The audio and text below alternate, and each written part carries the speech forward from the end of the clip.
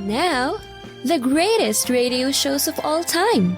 Suspense. The Shadow Node. Washington calling David Harding, counter-spy. Classic radio theater. The Great Gildersleeve. Fibber McGee and Molly. Dragnet. Gunsmoke. The Lone Ranger. Now, step back into a time machine with your host, Wyatt Cox. Good evening, friends of the Inner Sanctum. An hour of crime drama, Suspense, radio's outstanding theater of thrills. This episode broadcast just a couple of 3 days after I was born, May 22nd, 1956, and the episode is entitled Fragile, Contents Death. And now, tonight's presentation of radio's outstanding theater of thrills, Suspense. Tonight, we bring you a story of a postmaster and his desperate search for an unwelcome package. We call it Fragile, Contents Death. So now, starring Vic Perrin, here is tonight's suspense play, Fragile, Contents Death.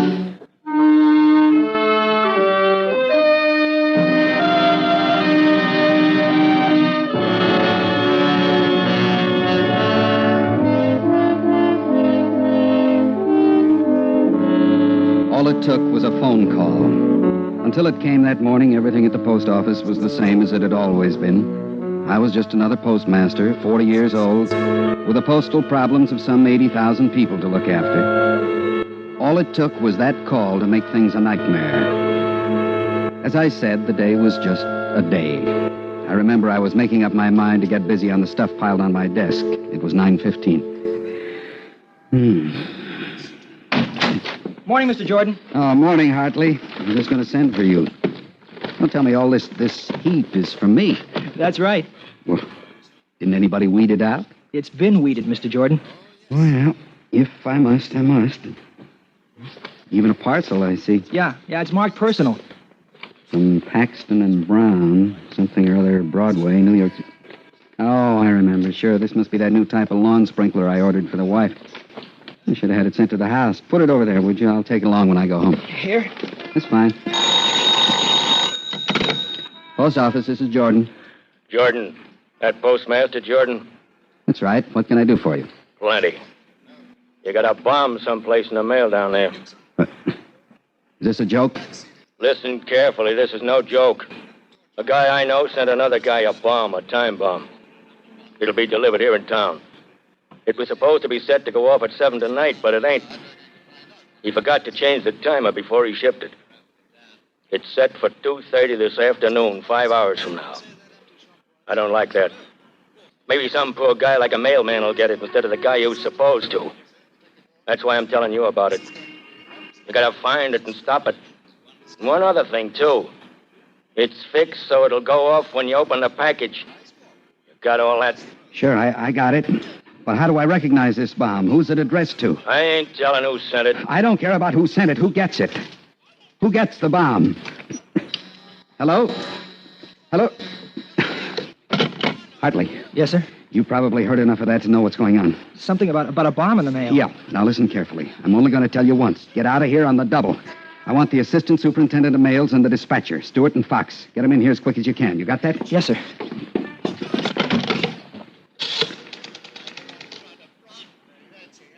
Operator. This is Jordan. How many inspectors are in today, do you know? Just a moment, Mr. Jordan. Mr. Williams is in. Mr. Jackson left word he'll be out in Lincoln County until tomorrow. And Mr. Thompson entered the hospital this morning to have his appendix out. Well, ring Ed Williams for me, please. Tell him to get over to my office right away. It's urgent. Yes, sir. Oh, Fox. Come in, sit down. Yes, sir. Something wrong? Plenty. Bomb in the mail. You know much about it? I'll tell you later. Williams and Stewart are in on this, too. Man, are we ever in for a busy day? Hartley said there was a hurry-up call in here, so close that door in my face, Joe. Come on in, Ed. Close the door. Sit down, both of you. Now sit down and listen. Uh-oh. No raises this year. I've been waiting for him to spring it on us. Button it up, Joe. Here's what we do have staring us in the face. I just told Fox a minute ago there's a bomb in the mail someplace. Oh, wow. That's right. A few minutes ago, I got a phone call. I don't know who it was. All I got were these facts. It's now 9:30. Between now and 2:30, we've got to find a time bomb which was mailed to somebody here in town. Somebody? Don't have any name at all? He didn't get around to that. Either he wouldn't tell me or he was cut off. I'm hoping, just a slender hope I know, I'm hoping he'll call back, but we can't count on it. Oh, how do we know this isn't a leg pull, Doug? We don't. But we can't afford to take chances with somebody's life. Would you? No. What kind of a package? We don't know. Any kind. Oh, it's great. That spreads your field out something terrific, Stuart. How? Well, you not only have your truck packages, you have carrier packages, too. Carrier wouldn't have that big a package. Stu, with the powerful explosives we have nowadays and the small wiring circuits possible, why not? Yeah, I'll give you another one. How about a newspaper roll? That's big enough, isn't it? Carriers handle them, don't they? That's right. Here's what I think. If that thing was mailed early this morning, it's either out there in the parcel post bin or at one of the substations. If it was mailed last night, it's probably on one of the trucks right now. Or else it's been delivered. Or else it's been delivered, yes. A lot of stuff's off the trucks by now. That complicates it, but let's do what we can as fast as we can. Fox, you round up all of the special delivery cars, send them out after those trucks, and get all the packages back here. We'll go over them after they get here. Okay. Try to get the drivers to remember what's been delivered and where. Skip the insurance deliveries. This won't be insured. Get as much back as you can. Yeah, but what if they can't remember everything? You leave that to me. But do this, too. Call the substations. Get all their stuff in. All right, anything else? Well, not now. All right, I'm on my way.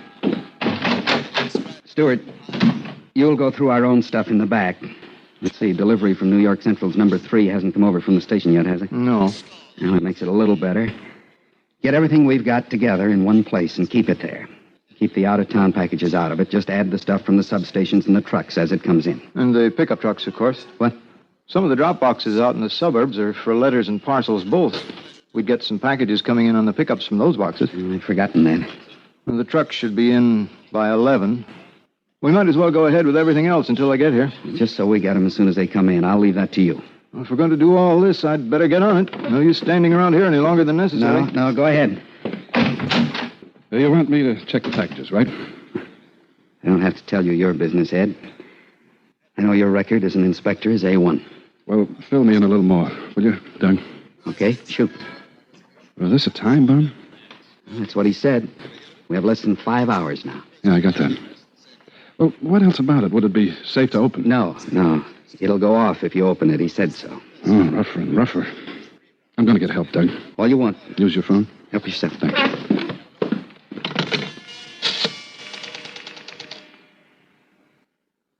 Operator. Outside line. Thank you.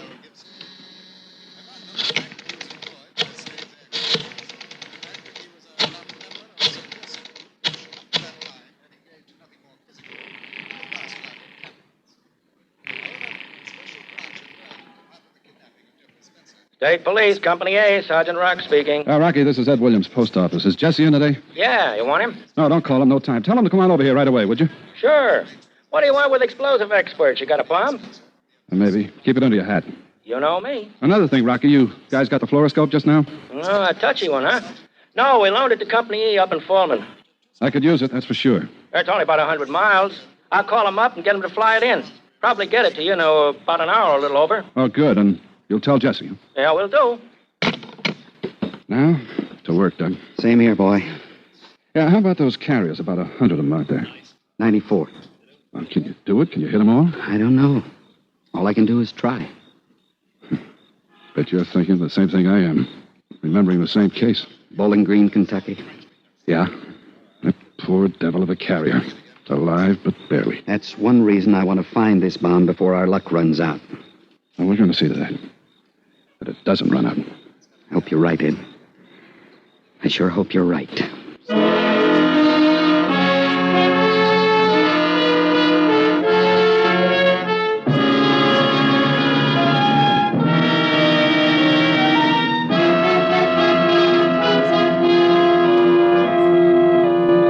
You are listening to Fragile, Contents Death. Tonight's presentation in radio's outstanding theater of thrills, Suspense. May 22nd, 1956, Suspense on Classic Radio Theater with Wyatt Cox. Let's see, if something costs less, but people are happier with it, That sounds like something to look into, and that's MediShare. Maybe you've heard switching to MediShare to pay for healthcare can save the typical family $500 a month. And that's huge, but it's also true that people are way more satisfied after making the switch, too. The customer satisfaction rate for MediShare is double that of the typical health insurance plan. Double. MediShare works. It's been around for more than a quarter century, and members have shared more than $3 billion of each other's bills. People love having telehealth and a huge nationwide PPO network. So, yeah, you can save a ton and like it better. Imagine being happy with how you're taking care of your health care. So if you're self-employed or part of the gig economy, or you just want a plan you're happy with, you can call right now and get a price within 2 minutes. A very, very smart use of 2 minutes. Here's the number you need. 833-34-BIBLE. That's 833-34-BIBLE. 833-34-BIBLE. Now on Classic Radio Theater with Wyatt Cox, more of radio's outstanding theater of thrills, Suspense, May 27th, 1956, Fragile, Contents Death. And now we bring back to our Hollywood soundstage Mr. Victor Perrin, starring in tonight's production, Fragile, Contents Death, a tale well calculated to keep you in suspense.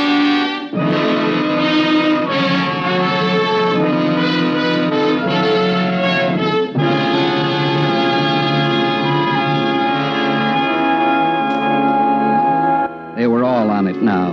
Williams, Fox, Stewart, and all the others we could trust to keep a cool head. The lid was on every place possible. To the average man buying his 3-cent stamp, it was business as usual. We didn't even let the majority of the help know it. But off in one of our fairly isolated corners, a pile of packages was growing. I looked at the clock. 10:20. Just about an hour gone. 4 hours left. Stu, how are things going? Who knows? Well, as can be expected in a thing like this, I suppose. Better wipe off that sweat before somebody tumbles that the day isn't that hot. Thanks. Sit down. Huh. Are any of them wise yet? Don't think so. They'll probably get out. Things have a way. Yeah, that they do. How are you standing it yourself? Well, You worried? Not very happy. None of us are. I keep thinking, what if I get hold of the thing... Ever been in an explosion? No. You weren't in the service, no. Ever see an explosion? Been close to one? Yeah, I came by once just after a gasoline truck tangled to the pole and took off. It was a pretty bad sight. See. Would you like to take the day off? Oh, I wouldn't think of it. Nobody'd blame you. I wouldn't, I promise you. I can't do that, Doug. What if I did and the thing got by and I could have prevented it? I'm nervous, maybe. I don't like the setup, maybe. But I'm not chicken. I'm staying with it. I figured you would, Joe. They say every soldier figures the next bullet isn't going to get him. That's the way I'm figuring myself on this deal. Good idea. The only thing we have to worry about, Joe, where is this one aimed?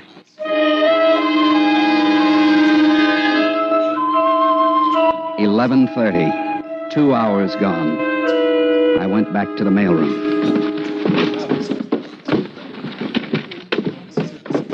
Hello, Dogs. How's it going?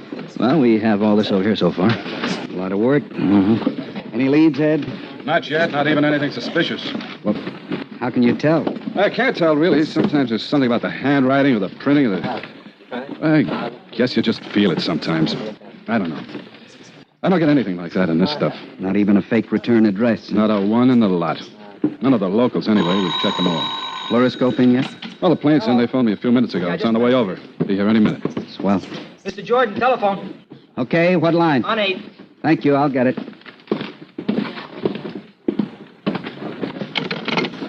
This is Jordan. Mr. Jordan, this is Malloy on truck 15. Yes, Malloy. I got the word about getting back these packages. Everything's practically okay. Only this. My second delivery, I left one off at this place, 1724 Lime Street. I go back there a while ago and nobody's home. Well, they were there when you left the package? Yeah. A fat, bald-headed guy took it, as I remember. Well, check the neighbors. I already have, Mr. Jordan. Nobody knows for sure where they went. There's some talk about them leaving for Washington this morning, but I can't pin it down. They drove anyway. Car's gone. Garage is empty. Well, that's using your head, Malloy. At least we have something to shoot at. Do you remember the name? No, I don't. but that fat guy sure looked like a crook. Tabbed him for one the minute I laid What's out. that? Well, Miller came driving out and caught me and said you were hunting a package of stolen goods in the mail. Maybe he shot off his mouth too much, huh? Wasn't I supposed to know? No, Malloy. It's all right. I forgot that he knew what we were after. Well, you say you got everything else, huh? Yeah. Be right in if you say so. You do that. Check. Foxy. Yeah. Look up 1724 Lime Street and get the name. Anything else? Get that name, then get on to it. The state police to intercept them if possible. Those people received a package this morning. They may have left town for Washington. They're probably driving. With luck, they may not have opened that parcel yet. It's a real long shot, sir. Going on a trip, carrying an unopened package? I doubt it. It's against common sense, but we have to try. You try, Foxy.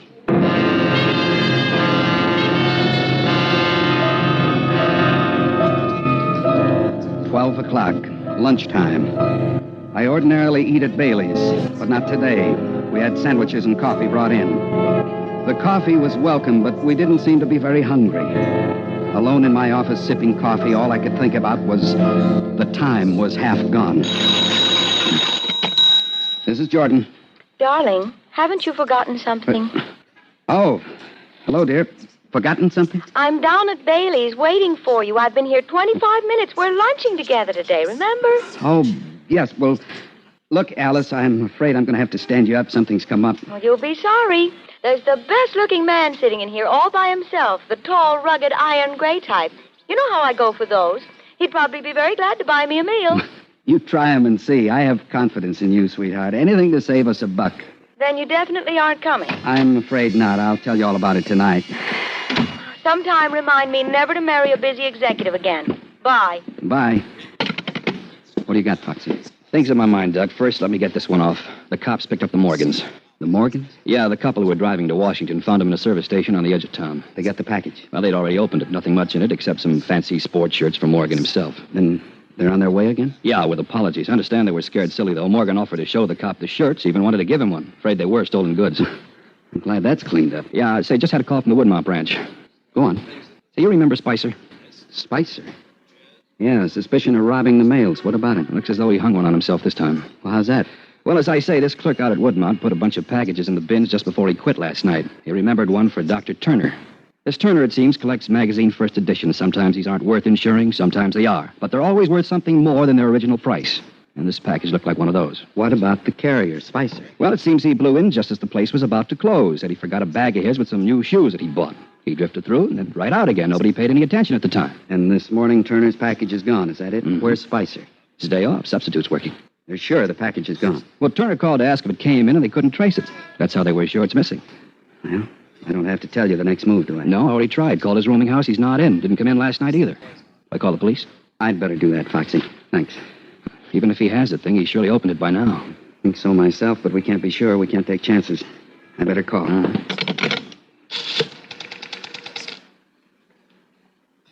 Operator? Get me the police station.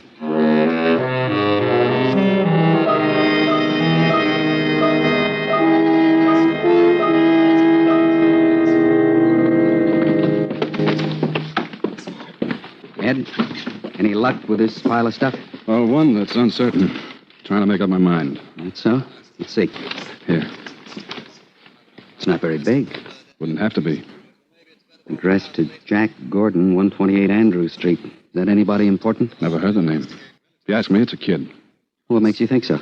Return address. Columbia Foods Incorporated. Cereal coupons. Fluoroscope indicates a watch inside. Let's put a stethoscope on it. Okay.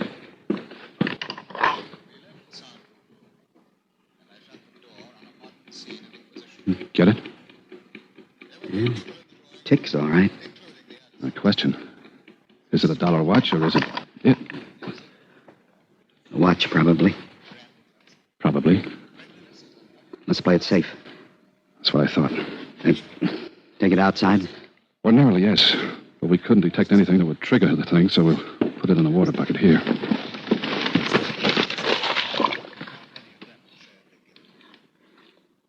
Did you put wetting agent in the water? Yeah.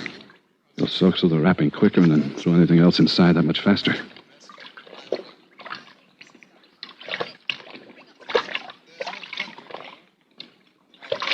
That does it.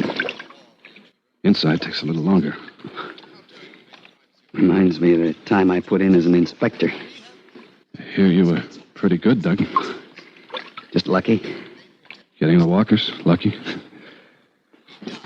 Well, better have a look at your toy here. Easy. Easy. Up she comes. There. Looks as though we were right the first time, Doug. Here, have a pocket watch. Genuine Hoppy. Keep it for a souvenir. That's one kid we owe a watch. Will the budget stand it? It'll strain it, but it won't break it. Hey, let's step out back. I need a cigarette. Good idea. You heard about this carrier, Spicer? Yeah, Foxy told me. Get him yet? The police haven't. Well, maybe the police haven't got him, but has it?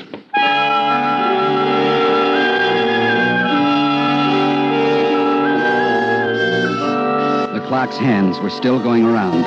1:30. Just about 1 hour to go, and still we hadn't found that bomb.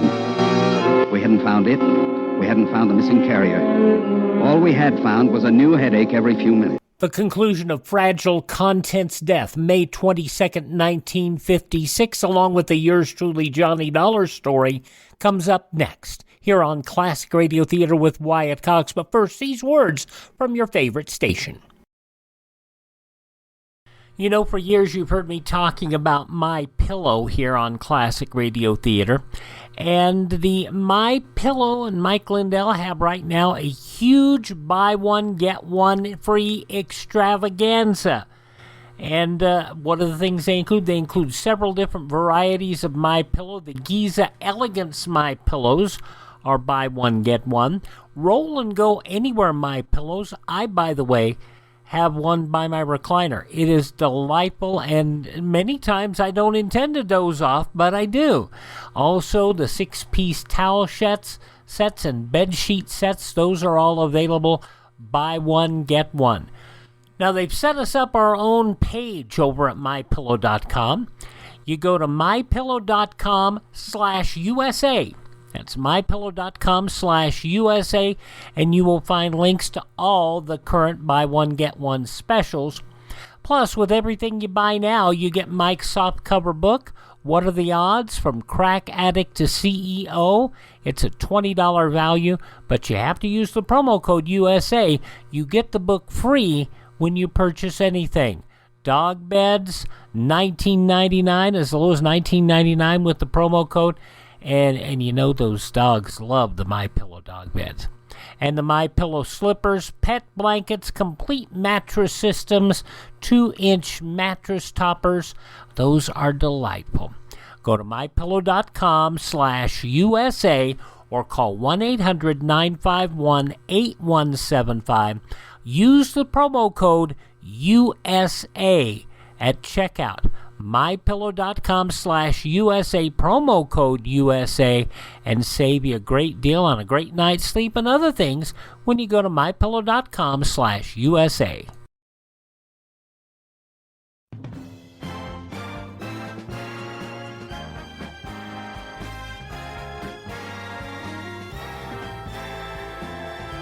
Now on Classic Radio Theater with Wyatt Cox, the conclusion of Suspense, Fragile Contents Death, as it was broadcast May 22nd, 1956.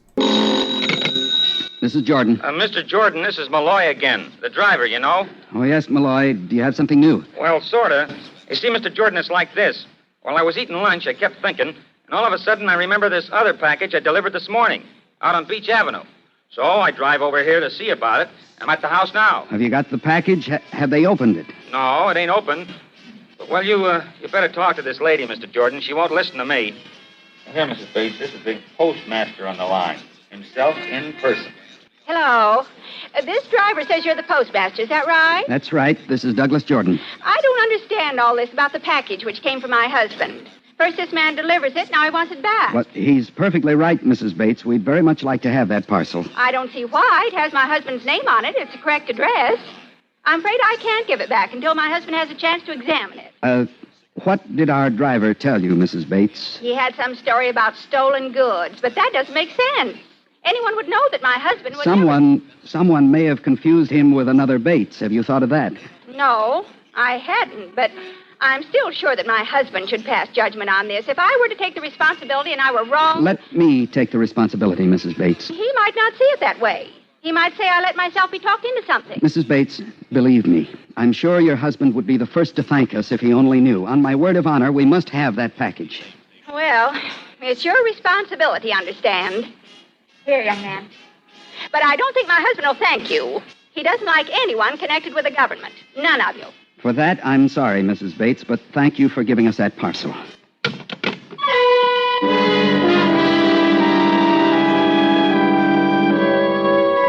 But it wasn't what we were after.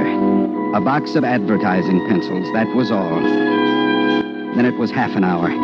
I forced myself to stay in my office waiting for a call that they'd caught Spicer or that someone, somewhere, had turned up something. Oh, Ed, any luck? Not a bit. We've combed everything, not a thing. They haven't caught up with Spicer yet. I think that's a false lead anyway. If he has a thing, he's opened it by now. That leads us nowhere. Yes, it does. Somebody's forgotten something. That must be it. Yeah, maybe. Could be all a hoax, you know. What's the matter? Don't you want it to be a hoax, all this effort and nothing to show for it? That it? Want to repeat the Walker business? Catch a murderer through the mail? No, Ed, no. I just want to be sure. Well, by the way, he's out, you know. Who? Steve Walker, the brother. He's out of jail. Didn't you know? Well, why are you looking so funny? Steve Walker. He said he'd get me. Well, yeah, so what? Where did I put it? Where's that lawn sprinkler? Lawn sprinkler? Now I know. Where'd that package come from? I've had it right here all day. Didn't even think about it. Came early this morning. Let's not think. Let's move. Give me that. Is there time? I think so. Better be. Get it under the fluoroscope.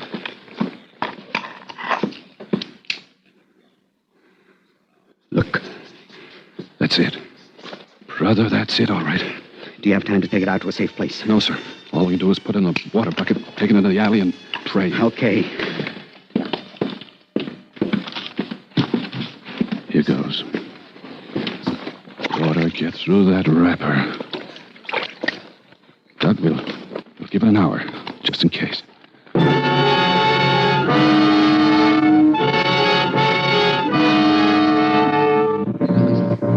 5 minutes.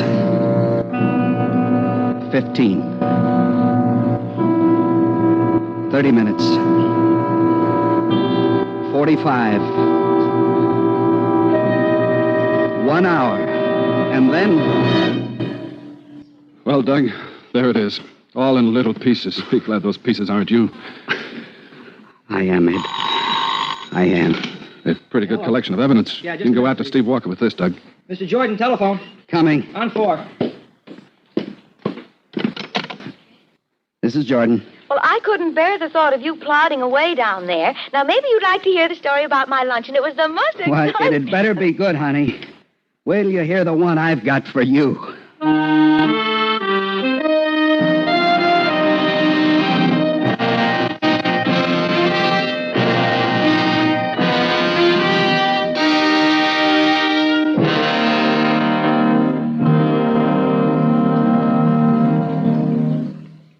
Suspense, in which Mr. Victor Perrin starred in tonight's presentation of Fragile, Contents Death. Be sure to listen next week when we again bring you another presentation of radio's outstanding theater of thrills, Suspense.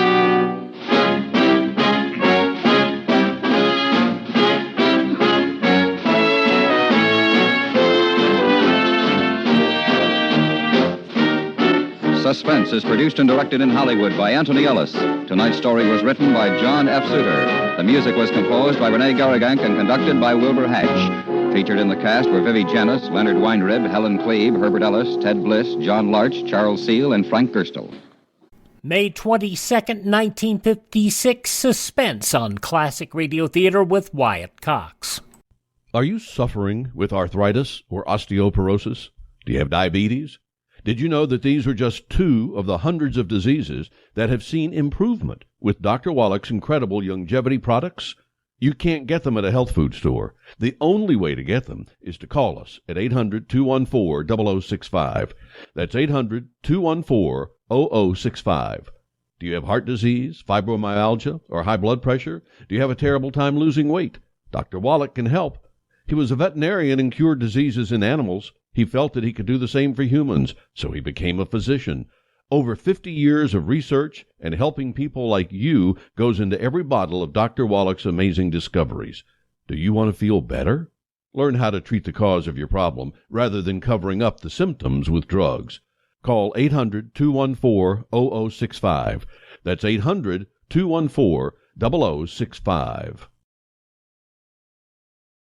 Now on Classic Radio Theater with Wyatt Cox, Part 2 of the 5-part yours truly Johnny Dollar story, The Tears of Night Matter. This was originally broadcast May 22nd, 1956. From Hollywood, it's time now for... Johnny Dollar. Hillary Fuchs, Dollar. How's Mrs. Wendover? So far, so good. Dollar, can you talk? Yeah, sure. She's in the other room. Do you think she's all right? Mentally, I mean? I think she's all right enough to get by. I think she's scared to death of something or somebody. That business of the curse? Yeah. You know there isn't anything to that. There's something to it for her. She thinks she's somehow responsible for her husband's death, for her father's death, and for her brother's death. On the way here, she mentioned, just like that someone else was going to die. Or words to that effect. Who? I don't know.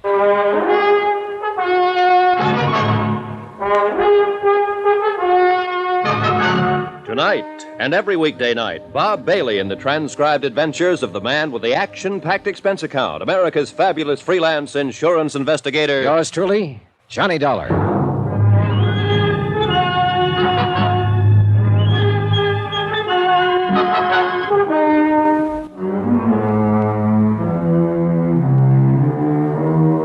Expense account submitted by Special Investigator Johnny Dollar to the Universal Adjustment Bureau, Hartford, Connecticut.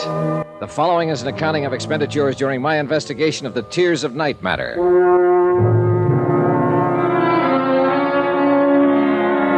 It had started as a routine investigation. A claim filed for $50,000 on the death of Noah Wendover, Miami Beach, Florida. The question, why the 2-year delay in making claim? The answer turned out to be interesting. Briefly, it involved a distraught woman who had neglected not only the insurance, but everything else in her life for 2 years. A woman obsessed with the idea she was a curse. Do you like soda or water? Soda, please. Thanks. Cheers. Good luck.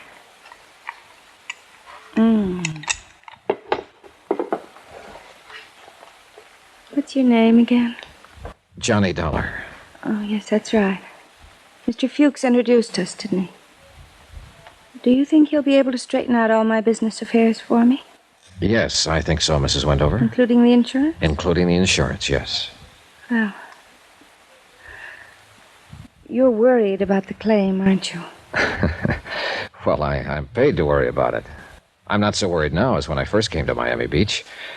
I think I understand why it took all this time for the claim to be filed. You mean you've met me and you think I'm kind of, not all there or something? Well, I suppose Mr. Fuchs explained how badly I've managed things for the last 2 years.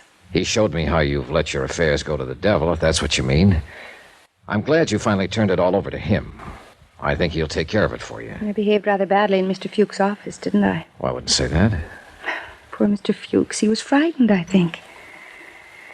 I don't know what it is, really. I mean, he mentioned that you were in town investigating my claim on Noah's death. I felt I should talk to you. That's why I had him call you. I wanted to tell you about the curse. There's no such thing, you know, Mrs. Wendover. I know. I couldn't have been responsible for Dad's death. It was a heart attack many years ago. I was away at school in New York, and Jim, my brother being killed in Korea, I couldn't have had anything to do with that. And Noah, I loved him very much. I'm not cursed, am I? No, you certainly aren't. All of these deaths around you have been tragic, doubly so because you seem to have been very fond of the people. But you aren't responsible in any way. I like you. You're very nice. If you have any questions you want to ask me about Noah, I'd be glad to answer them. I really would. I'm all right now. Really, I am. Well, when we left Mr. Fuchs' office, you talked a lot about that curse business. Yes, I'm ashamed. Were you still thinking of that when you spoke to me in the car? Did I speak to you in the car? Yes. You know, I can't remember riding in the car at all. I've been standing here talking to you, and I've been wondering all this time how we got here. Do you mind if I help myself? No. We drove over together from Hillary Fuchs' office. I drove you here. Oh. Some things I just blank out. I've talked to a psychiatrist, I've been under treatment for several months. He says I established a strong pattern when Noah died of shutting things out, of just forcing my mind to become blank. He's trying to help me get over it. What did I say in the car? You said you were cursed and you wondered if he would die. Oh, dear. Who's he? Teddy. Teddy Davis. I'm going to marry him when he asks me. And I know he will. I love him very much. Well, why do you think Teddy might die? Because of people dying around me that I love. He doesn't believe in the curse, does he? Oh, no. He's something like you, in a way. Nice. He makes me laugh at it. He says it's ridiculous. Because it is. Somehow I feel comforted. Now, look. You marry this fella the minute he asks you, and forget about being cursed and everything else. He'll take care of you. I better go now. Mr. Dollar. Yes? Thank you. I need sometimes very much to talk to someone like you. Thank you. J. Dollar, Oracle. Go out and marry so-and-so and live happily ever after. I like the little kiss she gave me. I like the way she squeezed my hand. I like the perfume she was wearing. I liked the way the intense, hard brightness had gone out of her black eyes, and she was just a nice woman being a woman. I liked all that. What I didn't like was the idea that she could be the other way, believing in the curse and believing she was somehow responsible for people dying. When I left her, I knew that part wasn't ended. I knew it would come back. Come on in, Dollar. I sort of stuck around wondering if you'd come back here. How is she? She's okay now. Fuchs, I'm sending in my report on this policy tonight. I'm recommending they honor it. I've got enough verification. Okay, that's fine. Sure appreciate your help on this, Dollar. Let me buy you dinner. No, thanks. I'm getting the first plane back to Hartford. Why not wait until tomorrow? You've got a reason, haven't you? Yeah, I guess so. Mrs. Wendover? Oh, I've met people like her before. Don't ask me where or when, but I've seen them. And there isn't anything to a curse, but trouble seems to follow them. Big trouble. My business here is practically finished. I just want to get out and get away. Can I use your office for about an hour? Sure. It's all yours. Dollar, I feel the same way. I spent a half an hour typing up my report on the Wendover claim and another 10 minutes on the phone asking for an airplane back to Hartford. They said they'd call me right back, and I poured myself some of Fuchs' whiskey and sat down to stare out at the night. Lights burned up and down the white beach. People strolled up and down, looking at the water, holding hands. And I was sitting alone in Hillary Fuchs' office, waiting for a phone call and thinking about a curse. Hi. Hi. Who are you? Anybody else here? Oh, why? You were kind of late. So do you. What's on your mind? You? Costigan wants to see you right away. I'm supposed to take you over. Whoever Costigan is, tell him he doesn't want me. You don't tell Sam things like that. You know, it's been a long time since I shook in my boots when a skinny hood like you stood around acting tough. If you've got some business with Hillary Fuchs, look him up at his home. This is Fuchs' office. You're behind his desk. You'll do. Now, come on, mister, and don't show me how loud a certified public accountant can growl. I just might swing this thing on your head. That's better. You got a hat? No. I know Costigan wants to talk to you, but I'd sure like to belt you one just for the practice. I'm not Hillary Fuchs. Come on, let's go. Hey, you're gonna break my arm! I'd like to, just for the practice. Now then, It's Costigan. Is he the one from Chicago? Sam's been there. Answer. The Sam Costigan kicked out of Chicago a few years ago? Yeah. What does he want to see Fuchs about? The Wendover dame. What? Something about the Wendover dame. I don't know what it is. He just wants to see you. Okay, what's your name? Frank Scanlon. Here. You put this thing in your pocket. Pull it out again in front of me, and I'll brain you. Now, let's go. Huh? Now I want to see Sam. Well, sure. Anything you say. I followed Frank Scanlon out of the building to a waiting car, a black packet with side curtains. It was a nice touch for this day and age, but it didn't make much sense. None of it did. It was illogical in the beginning, middle, and end. Most of all, I didn't make much sense. I should have been in my room packing. Instead, I was on my way to see an old-time grifter and hoodlum named Sam Costigan, because someone had mentioned the name Wendover. You want to smoke? I use my own. Suit yourself, fella. Scanlon was a thin one with sharp, narrowed eyes, too much padding in the shoulders, too much snap to the brim of his hat, too much point to the toe of his shoes. The .38 I'd taken away from him and handed back made a considerable bulge in the front of his coat. About 6 miles out of Miami Beach, he turned off the main highway onto a dirt road. About a mile of that, and up ahead we saw lights. The lights became a fine old colonial mansion, every room aglow. 2 or 3 guards were watching the entrance to the front. They all needed shaves. No one said anything.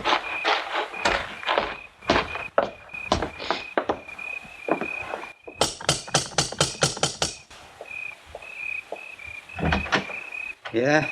It's me, Feely. This here is Hillary Fuchs. Sam wants to see him. Come on in. How are you feeling, Mr. Feely?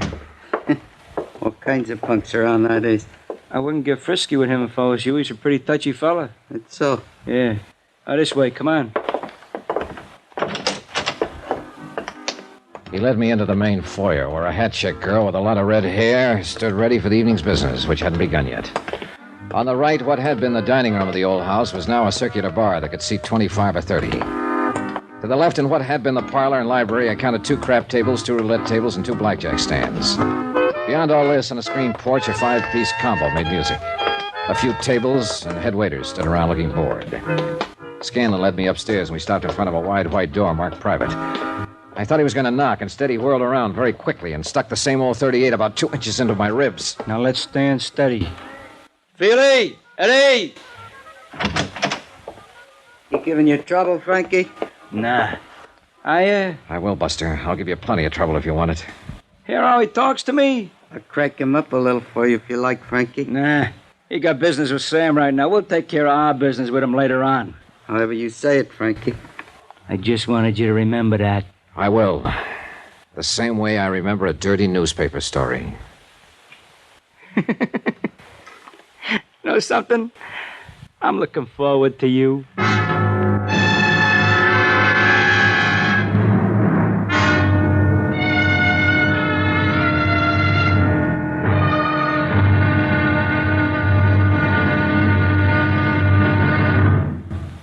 Now, here's our star to tell you about tomorrow's intriguing episode of this week's story. Tomorrow, there is a curse that goes with the Wendover name. Goes wherever it is. Join us, won't you? Yours truly, Johnny Dollar.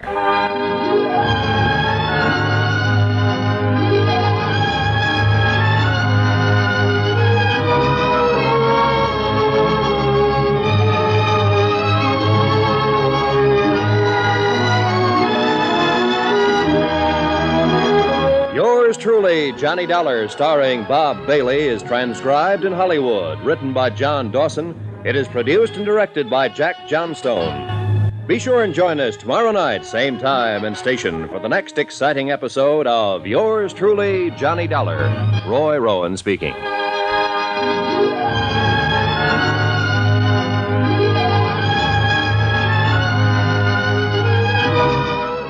May 22nd, 1956, yours truly, Johnny Dollar on Classic Radio Theater with Wyatt Cox.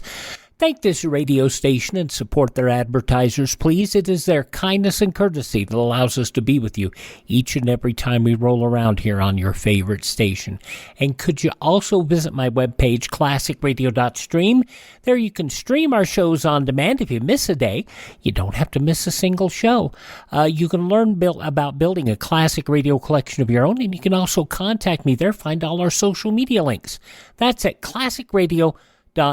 And of course, Our shows are available through Amazon, Apple Podcasts, Google Podcast, Spotify, or our host base, Spreaker. Just search for Classic Radio Theater with Wyatt Cox. Thanks for tuning in. Tell all your friends the great radio shows are right here at this spot on the dial. Classic Radio Theater with Wyatt Cox on your favorite radio station.